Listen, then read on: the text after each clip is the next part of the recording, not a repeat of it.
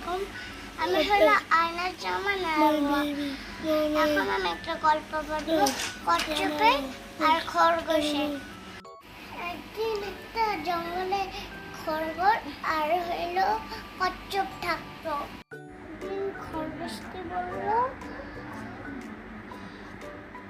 কচ্ছপটাকে বললো, আমি অনেক জোরে দৌড়াতে পারি, আমাকে কেউ হারাতে পারবে না। কচ্ছপটা বললো, আমি আস্তে চলি, আমি চেষ্টা করলে আমিও পারবো।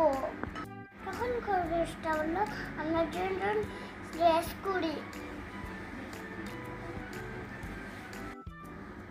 দেখি কে জিতে।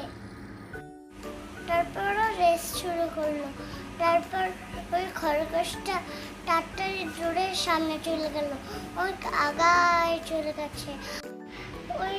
ওই যে কচ্ছপটা তাড়াতাড়ি আস্তে আস্তে করে দিচ্ছিল।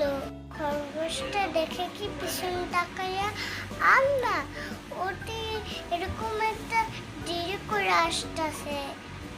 তারপর একটু ঘুমাইনি আমি।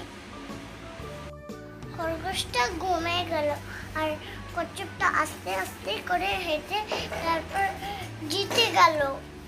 ঘুম থেকে উঠে দেখে কি খরগোশটা কচ্ছপটা জিতে গেছে।